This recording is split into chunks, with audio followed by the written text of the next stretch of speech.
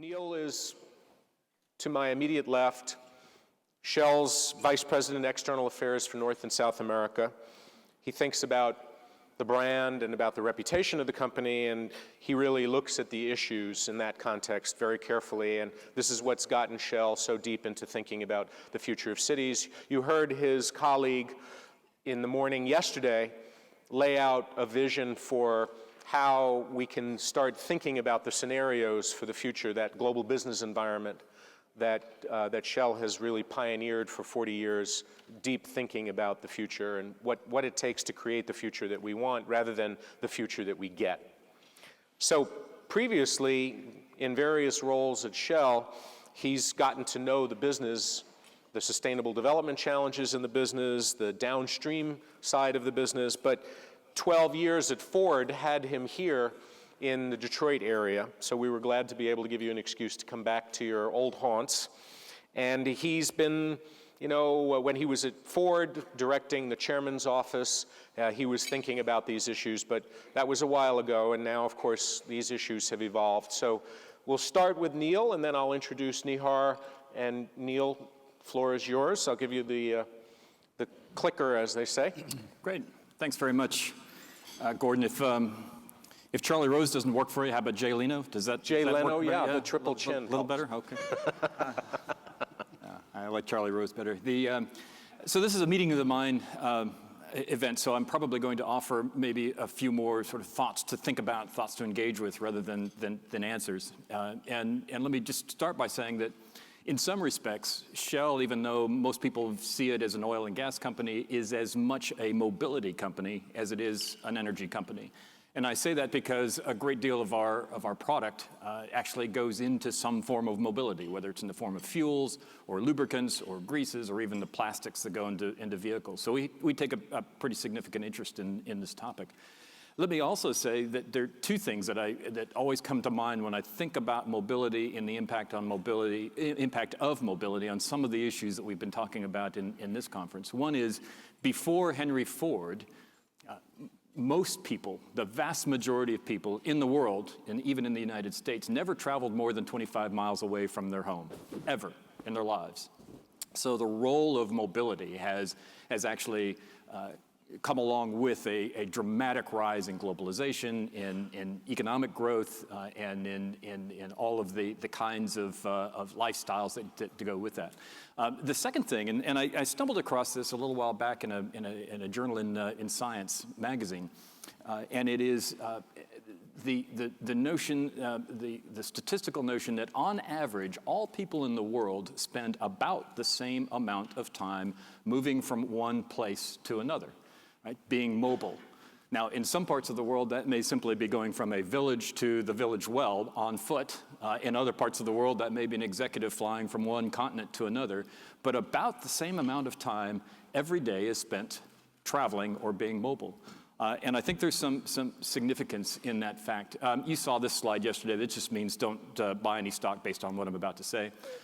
This is a familiar story. This is the population growth. We've been talking about that for the last day and a half or so, along with economic development and urbanization. That energy demand story, though, comes with a very significant mobility impact. And it's not just vehicles. It's not just cars on the road. But the number of passengers traveling will likely increase from about 3 billion per year today to roughly, say, around 16 billion by the year 2050. The amount of cargo that's transported from one place to another is likely to increase by tenfold in that same amount of time. The number of ships that are traveling will increase. So this is an issue that crosses a number of different sectors. And the way Shell approaches a lot of these kinds of issues is the way Jeremy Bentham described it yesterday, by way of scenarios. And we do that because if we just look at forecasts, we can be absolutely certain of one thing, and that is the forecast will be wrong. So we look at the future and our future portfolio and our strategic decisions more from a scenarios point of view. What are the different kinds of futures that we have to be ready for and resilient for? And mobility is certainly no exception. What Jeremy did not get into in depth yesterday, and I won't do it today, I'll just sort of brush on it very briefly.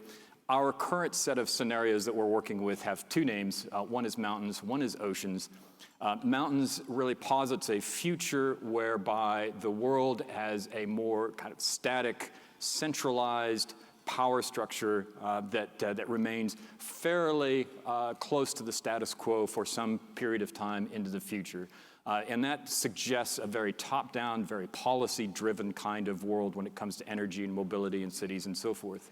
A alternative possible future says it might look more like oceans, which is a more bottom-up, more market-driven, more kind of loose economic growth and faster economic growth where power is more diffuse.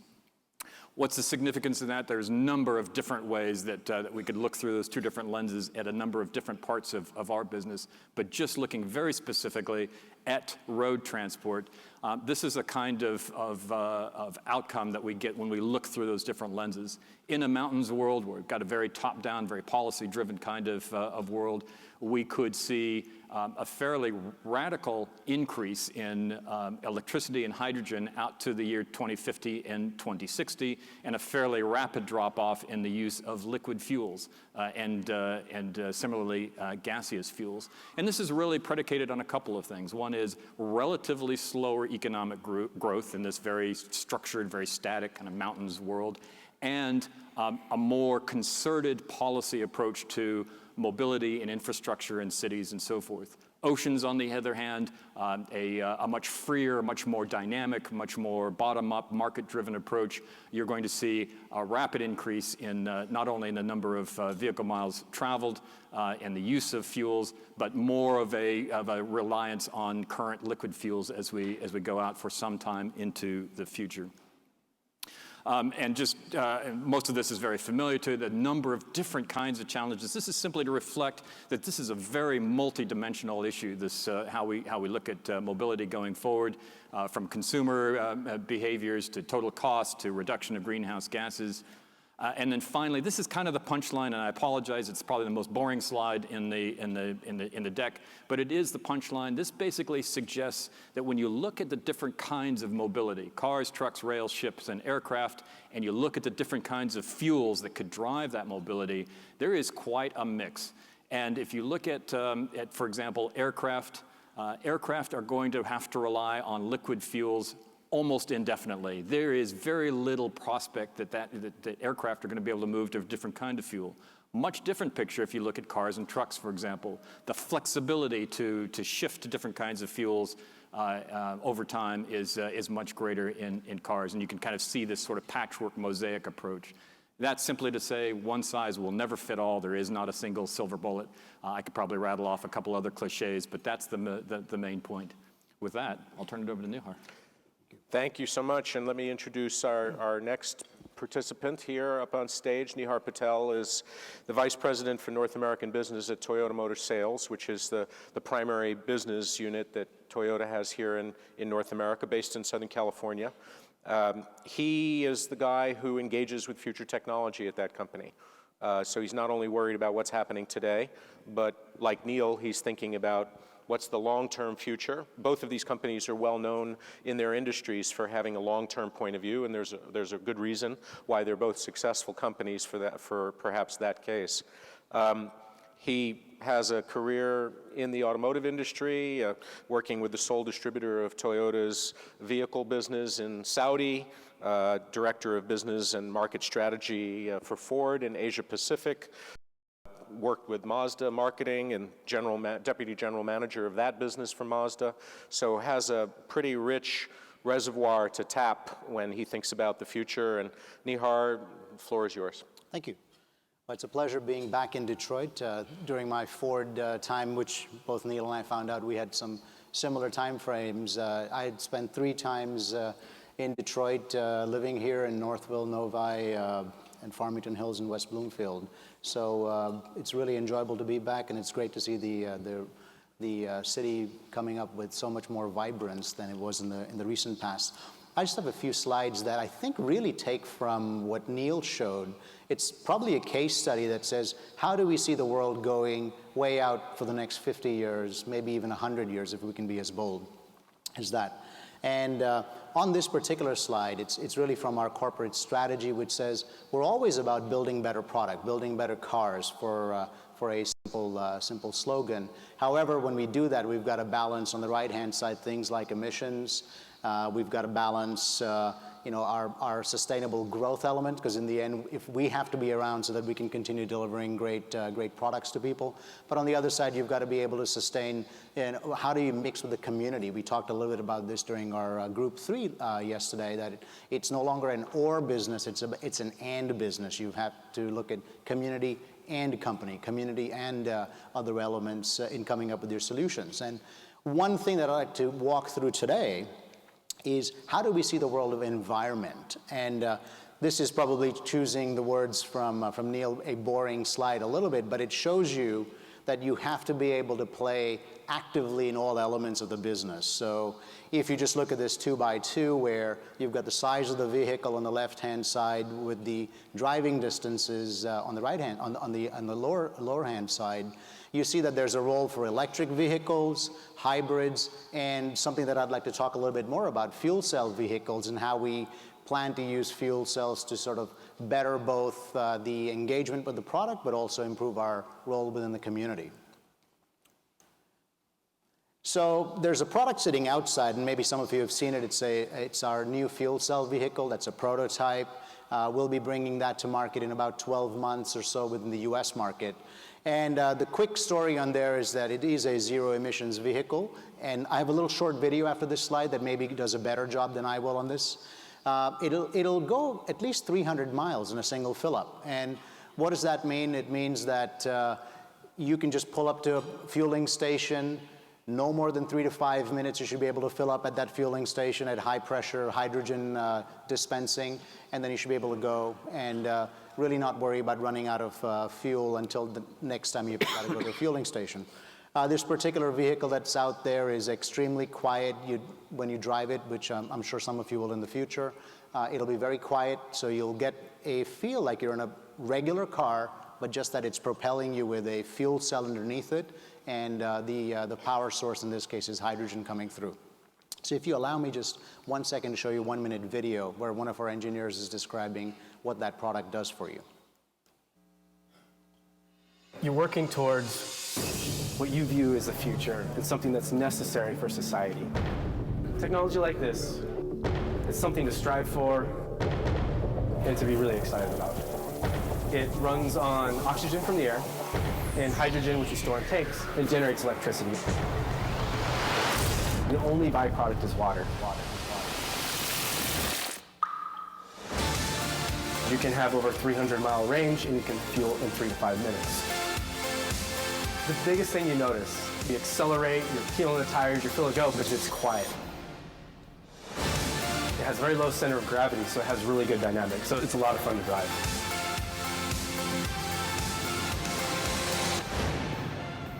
Within Toyota, we're creating vehicles for the future.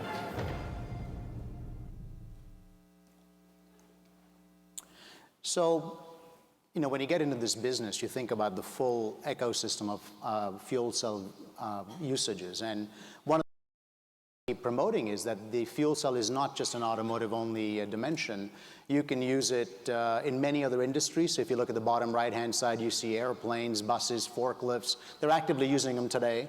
And part of the way to fuel that fuel cell is hydrogen. So if you use fuel cells, a very clean way to continue providing fuel to that is the extra usage of hydrogen. And if we can start using hydrogen, which common base is natural gas, you can then over time with scale get to a very clean hydrogen, a green hydrogen, which I think is all of our goal as we migrate through. And so with us coming out at scale with this particular product, we'll certainly be able to meet the California and California-led zero emissions mandate within the country, but we'll also be able to participate in something that we think is the fuel that we believe for the next 50 years will be on the horizon for people's usage.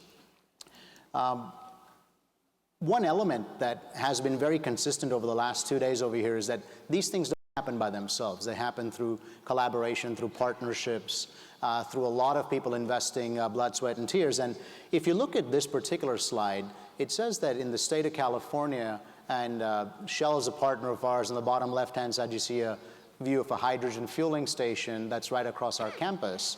We use that all the time to fill up vehicles, and it's the largest single point for hydrogen refueling within the country.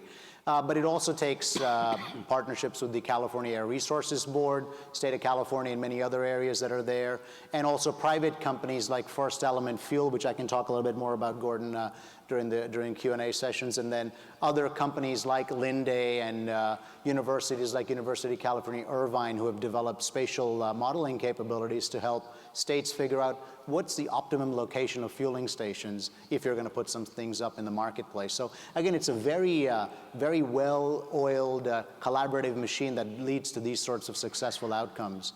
And Gordon, at that point in time, I'd like to pause and turn it back over to you and see what kind of exciting questions you may have. Well, we have questions coming in on Twitter, which I'm watching. And one of the things that I see is some questions about the what are you investing in as companies that are creating the future and not just reacting to the current circumstances, but also the how are you investing. So maybe I'll start with this. You know, you're two mega successful, mega large companies who really are shaping the future, and part of your success is you have a good track record at seeing around corners. Toyota really didn't get terribly damaged in the last downturn. You were not at risk the way some of your competitors were. Shell has managed to adapt itself over many decades to the shifting winds in the global energy marketplace. But almost more important than seeing around the corners is, and trend spotting is certainly critical. You create trends by investing. So Toyota's clearly investing in the future of hydrogen as the fuel for mobility. And Shell is investing in a broad range of businesses. We saw the slides that shared, what the full range is, including electricity and hydrogen. Can you talk a little bit about how the way that cities are changing, the way that we want them to be in the future, impacts the choices that you're making now? Because we're urbanizing. Jeremy made this clear. There are different types of cities as they urbanize. They're not all the same. Some of them in the global south look very different than cities in the global north. So maybe, Jeremy, can you say a little bit about how Shell decides and what it's deciding to invest in as it wants to create the future? Yeah, so it's a real challenge. I'm struck by the fact that the title of this session is Dancing with Giants. And giants aren't necessarily known for being particularly good dancers, but I think we work awfully hard to find that right balance between what is the right kind of short-term investment that we need to make versus what are the long-term trends going to mean for us, both in terms of risks, but more importantly in terms of opportunity. So the point about kind of understanding through the process of scenarios where the market might go, and even more importantly, is there an opportunity for us to help shape that market is an important one.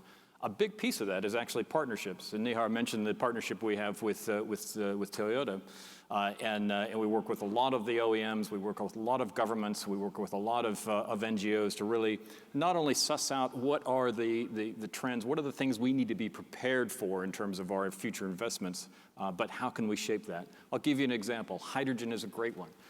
Where we at the moment, it's probably too early to make massive investments in hydrogen infrastructure, but we're very, very in exploring and developing an understanding of what that hydrogen network might look like, working with companies like Toyota.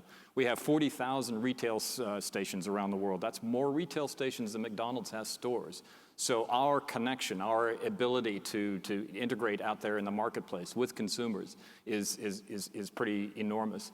How can we make sure that as hydrogen fuel cell vehicles come on stream, as they start to take a greater part of the car park, that we're prepared to meet that need in a way that makes sense for us as a business? I will say the bulk of our business, which is around production of energy, namely gas and oil, those are investments that are 30, 40, 50-year investments. So when we put a new platform out in the Gulf of Mexico, that's a 50-year investment. So we're a little bit schizophrenic around this kind of short-term versus long-term, and this consumer-facing part of our business versus the resource part of our business. But it all comes together in that kind of mechanism of scenario thinking. I think, Gordon, great question. I mean, I think clearly none of us live on some mountaintop. We're all part of cities, so we engage with the city infrastructure every day. And everything we want to do as part of the company involves going into a particular location and coming up with solutions for that location. So whether it's, you start with the corporate strategy, and our strategy is around zero-nizing, which is coming up with products that really minimize emissions all the way down to zero, and also creating vehicles that lead to zero death. So over time, with the automated technologies, we'll be able to get to vehicles that can be used without people getting into accidents theoretically and saving lots of lives. But cities are, as we've heard, are getting to be extremely demanding in a good way. And we want to be part of that journey. So mobility solutions, and Niel mentioned that Shell sees itself as a mobility company, and that's a great definition. Have to be developed, and whether you're in Nagoya, Japan, which is where our headquarters are, we are testing two things. One is a eco-full town, which is a town that resembles, what would a green city look like? What would a city that is completely resilient to energy, gives back energy, is totally safe, where community and cars live together? What's that look like? So we're testing that little concept out. But at the same time, since it's our headquarters town, thousands of people go in and out of the city. We also are part of the congestion issues that take place. So we've developed a multimodal transport solution set, which we call harmonious mobility. And again, it's the word harmonious that really matters there, where we're using different kinds of products to connect people from subways to the office in many different manners, or go from office location to office location, so they're not driving all the time in normal vehicles, but electrified products so that you're releasing zero emissions again in the marketplace. And then we've just released the same exact concept in Grenoble, France, so that if it works in Japan and if it works in France, why shouldn't it work elsewhere? So we're learning lessons about how to merge technology with what the needs and wants of society are, but do it in a way, in a friendly manner, so that we're not creating more harm, but actually the community gains from that particular set of experiments, and then we can go global and go live. Well, it's funny, I just got a tweet from a mayor of a major city who seems to be watching, who said, how do I get on your list of cities to be demonstration projects for emerging technology? Which actually, is a semi-serious question, which is, how does a big company, looking at some of the cities that are successfully grappling with their issues, like Detroit is trying to do, and Detroit, in this case, it's not the city government that's leading. They're getting out of the way and allowing the emergence of innovation from the bottom up. Other cities have other strategies. Mayor Bloomberg's strategy was, to some extent, a top-down strategy. We're going to change the policy. We're going to change the way we spend money. We're going to change the bureaucratic structure to make it more responsive to the sustainability challenges. But how could a city or a group of cities work with you to realize the hydrogen future that you said was a little out there, maybe to help accelerate the day when we have the infrastructure for clean fuels? Are there some things that you would suggest to city leaders, electeds or appointeds, or maybe the foundation leaders in cities, that you think they should keep in mind as they talk about dancing with the giants? Yeah, I think so. And there's a recipe to this, isn't there? And that recipe is the optimum collaboration between the private sector, the public sector, and what I'll call the civil society sector. And this is old news. I mean, it's not anything new that I'm offering up here. But the ability to work in places like Germany and in places like Southern California, where we've begun to develop some of these programs, it is that combination of a city willing to create the space for companies like ours, working with, in some cases, academics, in some cases with NGOs, to do some experimentation, to look at what some of these different solutions might look like, and to recognize, I think importantly, that it does require that experimentation at the front end, and not all experiments are going to pan out. One of the things we see over and over again is that people will kind of focus on a particular solution. They'll immediately gravitate towards that as the ultimate kind of silver bullet. And then there'll be this kind of expectation that we're going to throw as much investment as we possibly can against that solution. It's not quite that easy. Some things that we try out, and we try out a lot of different things, simply don't pan out, either technically or from an economic standpoint or from a policy standpoint. We kind of have to retreat and we try a different avenue. Our biofuels journey has been an interesting case in point. Where we've tried a number of different biofuels technologies. Some of them have worked out well. We've got even in the current generation, we've got a massive example. Other technologies that we've looked at simply haven't worked out as well. So we back up and we try a different approach, and we're continually experimenting. If there's an assumption, if there's an expectation that once we put our toe in the water that we're going to go take the full plunge, that's not terribly helpful. So it's the ability to experiment a bit, the ability and the willingness to create an environment where this kind of collaboration can work is the important bit. That's good advice. And just picking up on that collaboration theme, I think certain states within this country are certainly going to be much more apt to wanting to do things on an environmental standpoint because they've picked up the green states mantle and they're running with them. States like Michigan and City of Detroit, Ann Arbor are a great example where Intelligent Transport has picked up the mantle and said, hey, we're going to run these cars on the road. We're going to do vehicle to infrastructure sort of testing, and let's go with that. And again, that takes a whole bunch of collaboration with federal government, state government, things of that nature. When we think about hydrogen as in a question that you were asking, we think about the fuel cell and the hydrogen. And one of the things that we've tried to build into the product is, can it give back something to the consumer, to a city, in case of an emergency?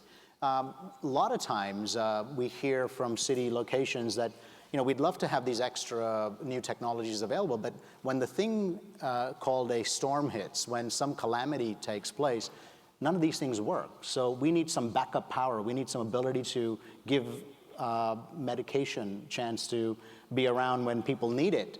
And there's a power takeoff element to this particular hydrogen fuel cell car, which we're going to be releasing at some point in time, shortly, either at launch or shortly thereafter, which allows you to be able to power up your home or some other infrastructure for at least about a week with the level of hydrogen that's within the car, with the level of power that's in your car. So for us, those are the kinds of ideas that we'd like to work with cities to say, it's not just about the car, but if we can use the vehicle to continue improving elements of the society in some manner, and keeping medication around is nothing that a car company would even have the audacity to want to think about, but it's something that's a community goal. It's a community request, and this product is capable to help you do that. So those are the kinds of things that we like to work on together. Well, it goes to your flexibility theme to some extent, in the sense that city leaders have to recognize, because there is no single silver bullet, but each technology that emerges, we have to figure out as city leaders, whether it's public sector leaders or private sector or independent sector, what are the ways that the city can adapt itself to respond to the opportunities that each emerging technology brings. And some of those will be easier than others. Wireless networks are a lot easier to adapt to and utilize than maybe new fuel delivery infrastructure, which is going to be a tough nut to crack, but it's going to require that kind of collaboration of private sector and public sector, and universities who have large campuses can begin to be part of this maybe quicker than even the city governments. So just on that, and I apologize for jumping in, but kudos to the state of California for putting a whole bunch of resources around creating the infrastructure that you've just recognized. And hydrogen otherwise is not going to be something that just automatically is created by other folks going through. So the state of California is allocating roughly $200 million over the next 10 years. But we're also seeing funding coming in from other private companies, other partnerships going into it, because there's a zero emissions mandate. And one of the best ways to achieve that is through providing vehicles that provide zero emissions. And hydrogen coming through a normal pumping infrastructure using natural gas is probably one of the best solutions out there. So we promised to use the last 5 minutes for your questions. We have the first one up here. Can you introduce yourself and tell us your name and then the question? Yeah, I'm Dawn Zimmer. I'm the mayor of Hoboken, New Jersey, and wanted to thank you both very much. It's really interesting to hear more about this fuel cell technology. I'd like to suggest, and it may be a crazy suggestion, but maybe you consider capitalizing on what really is happening in cities. We've got young people moving in. They don't want to have a car. In Hoboken, we have a citywide car sharing program. And so more and more people are coming, and they're thrilled not to have to buy a car or not to have to get a second car. So I just want to throw out the idea that, maybe there could be some kind of a car. They do need a car to go from city to city. If you're taking your whole family, then it's a lot easier to go in a car. So maybe a car sharing program on the East Coast, where it's one of the most densely populated areas in the country, and car sharing between New York, Boston, Philadelphia, Washington, D.C. I mean, I would imagine that those cities would be really interested, and the private sector in those areas would be really interested in partnering to make that happen. So just wanted to throw that out as an idea to really consider like what's happening in the cities where you have a lot of young people who don't want to have a car. Right. I think that's a really, really powerful point, and I think that governments as well as big companies like ours ought to be looking for answers in unexpected places.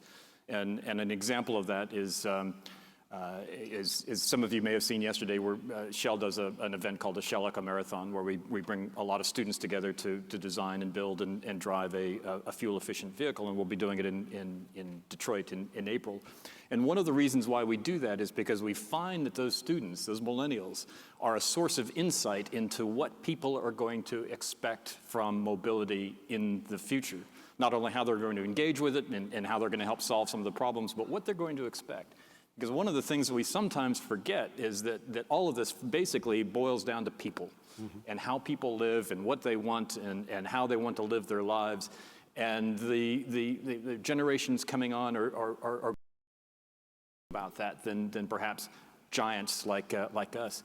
The other thing I would say is, in terms of looking for answers in unexpected places, and maybe I shouldn't say this, but certainly big companies aren't always going to have the best answers. I'm thinking of Next Energy and the tour we had yesterday, and some of the really cool stuff that's going on there. And I'm kind of scratching my head going, wow, we need to tap into a little bit more of this and really understand some of the intellectual ferment that's going on in these small sort of boutique places where lots of creative ideas are happening.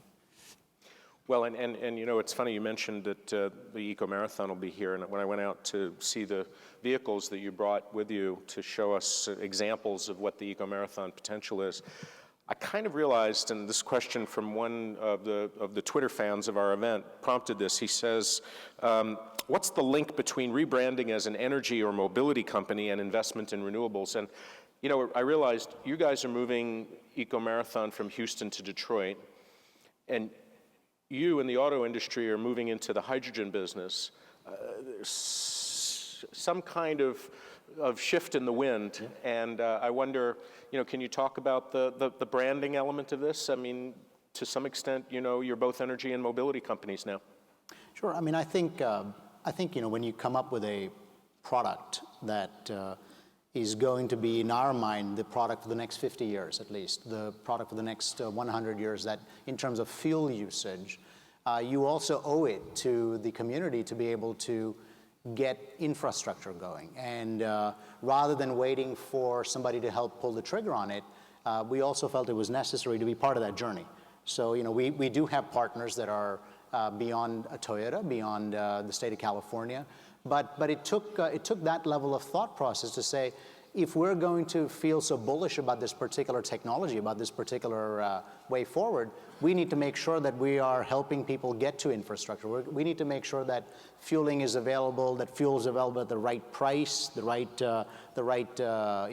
levels of state of charge is capable through the fueling infrastructure. And if we didn't do it, then our customer would feel the inconvenience. And in the end, as Niel mentioned, it's about the customers. And if the customer feels inconvenience, we're not doing our job. Ivory Tower does not deliver results if we are not really delivering customer satisfaction. So we really felt that we had to get out there and make the inroads. So I know it may be crossing a little bit over into Niel's area of expertise, but I think we're working together because it takes that level of partnership. I'm struck, Nihar, also by the fact that when you and I were both at Ford as little as 10 years ago or so, the auto industry and the oil and gas industry seem to be almost warring camps. Very rarely agreed on anything in terms of the future, very rarely agreed on policy. And that's changed radically. And I think it's for a couple of reasons. Not the least is I think people are starting to appreciate that some of the challenges really are systemic challenges that require that integration between the vehicle, the power plant, the fuels. How do you generate the right the supply of fuels with lower carbon emissions? And that has to be done in conjunction. If we pan back and we think about cities and how cities are going to be designed and how to tackle some of the what we call stress nexus issues like water and fuel and food and climate, those are all systemic kinds of issues that require this very, very tightly integrated sets of approaches and technologies and policies. It can't be done separately anymore. All right, we're going to take the two last questions. We'll take them together. So Bob McQueen, first question, and then Don Borat, last question. Hi, Bob McQueen with H3B Media in London. Question about the future for both of you, and I think you may have touched on this already, but are we seeing convergence towards treating transportation as a single system with individual entities who are specialized now talking to each other and looking at cross-cutting things? Good question. And Don Borat, you get the last question. Thank you. Don Borat with Cityscope and formerly the director of the National League of Cities. Mine is taking a slightly different strategy, and that is in the private sector, you guys have talked about taking risk, and some things don't work. If you take a risk in the public sector and you're an elected official, you're going to get slammed. I mean, that's the reality of politics. And my question is there any way that you can help provide cover for those who are in the public sector trying to take risks so some of that heat, you should excuse me, gets shifted to you rather than those who have to get reelected?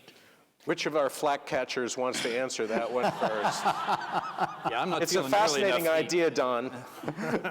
I don't know where you got the point of view that taking a risk and failing is okay in a corporation. I'm not just joking. No, I think we, as long as we have joint goals, I think we're finding that in the state of California, just sort of overuse that C word, but we have come up with a way to say, hey, we have a joint set of objectives, and if we can work together, then as we go down that path, we'll trip, we'll fall, but we'll keep doing it together. I mean, clearly some people are going to get hurt a little bit more than others if things don't work out, but I think people are less forgiving if you're openly communicating with what's going on. Why are we doing this? What's the end game? If you're silent, then I think people start doubting what's going on, and they create stories. So we're finding that we have to go out and be a lot more overt in our communications with the community, with the local officials, joint, hand in hand, but also separately. But again, I think we'd remind people that there's an ultimate goal that we're aiming for, and that's what everybody's working towards. But I think if there's still a feeling out there that government takes a harder fall, officials take a harder fall, we can discuss that, over a cup of coffee or something. And Niel, what about Bob's question on this integration issue? Yeah, I think it's interesting because I think in some ways there's convergence, in some ways there's that we're looking at more integrated approaches, and it's not just between car companies and energy companies, but also technology companies. The seamless integration, I was looking at your vehicle outside there, Nihar, the seamless integration between the driver and the interface of the technology, the information technology that flows to the driver. I mean, and then of course in the infrastructure space as well. There's a convergence of different technologies, ways of thinking. But there's also a divergence in terms of expectations. People want to have more and more bespoke solutions. Some people are going to want to have, continue to have that sort of driving pleasure sort of aspect of owning a car. Some people want a purely sort of functional way to get from A to B. Some people are going to want to travel long distances. Some people are going to want to live in a very compact city center. So finding ways to deliver the right solutions across a diverging set of expectations is going to be the opposite challenge. Well, nobody promised any easy answers. Thank you for providing a framework for us to think about it. We've just started the process. We're not finished, but at least this panel is up, and we want to thank you both for joining us. Really appreciate it. Thanks, Gordon.